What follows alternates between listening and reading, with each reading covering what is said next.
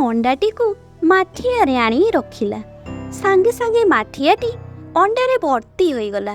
ଗୋଟିଏ ଗାଁରେ ରାମ ନାମକ ଜଣେ ଚାଷୀ ରହୁଥିଲା। ରାମ ଜଣେ ବହୁତ ଭଲ ଏବଂ ବୁଦ୍ଧିମାନ ଲୋକ ଥିଲା। ସେ କିଛି ଏକର ଜମିର ମାଲିକ ଥିଲା। ଯଦିଓ ସେ ଜଣେ ଭଲ ଚାଷୀ ଥିଲା, ତା ଜମିରେ କୌଣସି ଶସ୍ୟ ହେଉନଥିଲା। ତାର ଜମିଟି ସବୁବେଳେ ଅନୁର୍ବର ରହୁଥିଲା। ଆରେ ରାମ, ପ୍ରତିଦିନ କାହିଁ ମାଟି ଆଣୁଛୁ? ଏବେ ଦୀର୍ଘ ବର୍ଷ ହେଲା ତୋ ଜମି ତ ତତେ ଗୋଟେ ବି ଫସଲ ଦେଇନି। ତୁ ଏଇ ଜମିକୁ ବିକି ଆଉ ଗୋଟେ ଭଲ ଜମି କିଣି ନବା କଥା। ଆରେ ଭାଇ, ଏଇଟା ମୋ ପୂର୍ବପୁରୁଷ ମାନଙ୍କ ଜମି। ସେମାନେ ଏଇ ଜମିରେ ଚାଷ କରନ୍ତି। ମୁଁ ନିହାତି କିଛି ଭୁଲ କରିଥିବି, ସେଇଥିପାଇଁ ମୋ ଜମିରେ ଫସଲ ହଉନି। ମୁଁ ଚେଷ୍ଟା କରୁଥିବି। ମୁଁ ତୋର ଶୁଭ କାମନା କରୁଛି ଭାଇ, ସେଇଥିପାଇଁ କହିଦେଲି ଆଉ, ନହେଲେ କଣ କହିଥାନ୍ତି? ରାମ ତାର ଜମିକୁ କୌଣସି ମୂଲ୍ୟରେ ବିକିବାକୁ ଚାହୁଁନଥିଲା। ବିନା ଖାଦ୍ୟରେ ସେ ଅନେକ ଦିନ ବିତାଇଲା। ବଞ୍ଚିବା ପାଇଁ ସେ ଫଳ ଖାଉଥିଲା, ପ୍ରତିଦିନ ଯାଉଥିଲା ଆଉ ମାଟି ହାଣୁଥିଲା। ମୁଁ ସେତେବେଳେ ଯାଏ ମାଟି ହାଣୁଥିବି ଯେତେ ଯାଏ ମୁଁ ଜାଣିନଥିବି ମୋ ଜମିରେ ଫସଲ ହଉନି କାହିଁକି। ପ୍ରତିବର୍ଷ ତ ମୁଁ ବୁଣୁଛି, ମୋର ବିହନ ସବୁ ଯାଉଛି କୁଆଡେ? ରାମ କାହାରି କଥା ନ ଶୁଣି ମାଟି ହାଣିଲା ଆଉ ହାଣି ଚାଲିଲା। ଓଃ, ମୁଁ ହାଲିଆ ହୋଇଗଲାଣି, ଯାଇ ଟିକେ ବିଶ୍ରାମ ନେବି। ରାମ ପୁରା ଜମିକୁ ହାଣି ପକେଇଲା। ଶେଷରେ ସେ ବିଶ୍ରାମ ନେବାକୁ ଚାହିଁଲା। ସେତେବେଳେ ଅପରାହ୍ନ ହୋଇଯାଉଥିଲା। ରାମକୁ ବହୁତ ଭୋକ କରୁଥିଲା। ସେ ଆଉ ମାଟି ହାଣି ପାରୁନଥିଲା। ରାମ ମାଟି ହାଣିବା ବନ୍ଦ କରିବା ଉପରେ ଥିଲା। ସେତେବେଳେ ତାର କୁଦାଳ ଯାଇ ମାଟି ଭିତରେ କୌଣସି ଏକ ଜିନିଷ ସହ ବାଡ଼େଇ ହେଲା। ଏଇଟା କଣ?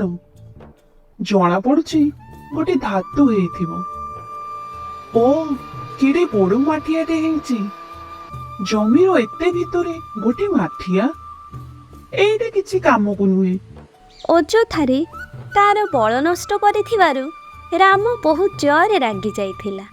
ତାର କୁଦାଳକୁ ସେ ଧାତୁ ମାଠିଆ ଭିତରକୁ ଫିଙ୍ଗିଦେଲା ଆଉ ଗଛ ଛାଇରେ ଯାଇ ବସିଗଲା। ମୁଁ ଭାବୁଛି ଏଇ ଜମିକୁ ବିକ୍ରି କରିଦେବି। ଏ ଜମି ମତେ କେବେ କିଛି ଦେଇନି। ମୁଁ ସବୁବେଳେ ଭୋକିଲା ରହୁଛି। ରାମ ଜମିରେ ବିଶ୍ରାମ ନଉ ନଉ ତା ସାଙ୍ଗରେ ଆଣିଥିବା ଫଳ ସବୁ ଖାଇଲା। କିନ୍ତୁ ତାର ଭୋକ ତୁଳନାରେ ଫଳ ବହୁତ କମ୍ ଥିଲା। ସେ ସେଇ ଦୁଃଖରେ ଆଉ ଜମି କଥା ଭାବି ଭାବି ସେ ଘଣ୍ଟାଏରୁ ଅଧିକ ସମୟ ବସି ପଡ଼ିଲା। ସେ ଜାଣିଥିଲା ତାକୁ ଏଇ ଜମିକୁ ବିକ୍ରି କରିବାକୁ ହବ। ତା ପାଖରେ ଆଉ କିଛି ରାସ୍ତା ନଥିଲା। ସନ୍ଧ୍ୟା ହେବାକୁ ବସିଲାଣି, ମତେ ଘରକୁ ଯିବାକୁ ହବ। କୋଦାଳ ଆଣିବାକୁ ରାମ ଯେମିତି ମାଠିଆ ପାଖକୁ ଗଲା, ଯାହା ଦେଖିଲା ତାକୁ ଦେଖି ସେ ଆଶ୍ଚର୍ଯ୍ୟ ହୋଇଗଲା। ୟାକୁ ଏଠି କିଏ ରଖିଲା? ମୁଁ ତ ଏଠି ସବୁବେଳେ ଥିଲି। ରାମ ଦେଖିଲା ଯେ ମାଠିଆରେ 100ଟି କୋଦାଳ ଥିଲା, ଠିକ୍ ତା ପାଖରେ ଥିବା କୋଦାଳଟେ ପରି। ସେ କହିପାରିଲାନି କୋଉ କୋଦାଳଟି ତାର। ଇଏ ହେଇପାରେ ନା। ଇଏ କଣ ଗୋଟେ କୁହୁକ ମାଠିଆ କି? ହଁ ହଁ, ମୁଁ କିଛି ଚେଷ୍ଟା କରିବି। ରାମ 100ଟି ଯାକ କୋଦାଳ ବାହାର କରିଦେଲା ଆଉ ମାଠିଆ ଭିତରେ ଗୋଟିଏ ଅଙ୍ଗୁର ରଖିଦେଲା। ନିଜ ଆଖିକୁ ସେ ବିଶ୍ୱାସ କରିପାରିଲା ନାହିଁ। ସେ ଗୋଟିଏ ଅଙ୍ଗୁର ଏବେ 100ଟି ଅଙ୍ଗୁର ହୋଇଯାଇଥିଲା। ହଁ, ବାସ୍ତବିକ ଏଇଟା ଗୋଟେ କୁହୁକ ମାଠିଆ। ମୁଁ ଏଇ କଥାକୁ ଜମା ବିଶ୍ୱାସ କରିପାରୁନି। ଇଏ ମାଠିଆକୁ ମୁଁ ଘରକୁ ନେଇଯାଏ। ତାପରେ ରାମ ସେ ମାଠିଆକୁ ନେଇ ଘରକୁ ଚାଲିଗଲା। ଘରକୁ ପହଞ୍ଚି ସେ ଅନ୍ୟ ସବୁ ଜିନିଷକୁ ଦେଖିଲା ଯାହାକୁ ସେ ମାଠିଆରେ ପୂରାଇ ପାରିବ। ସବୁଠୁ ପ୍ରଥମେ ମୁଁ ଅଣ୍ଡା ପୁରେଇବି। ମୁଁ ବହୁତ ଭୋକିଲା ଅଛି। ରାମ ଶୀଘ୍ର ବଜାରକୁ ଗଲା ଆଉ ଅଣ୍ଡା କିଣିବା ପାଇଁ ତାର ସବୁ ଜମା ପୁଞ୍ଜି ଲଗେଇ ଦେଲା।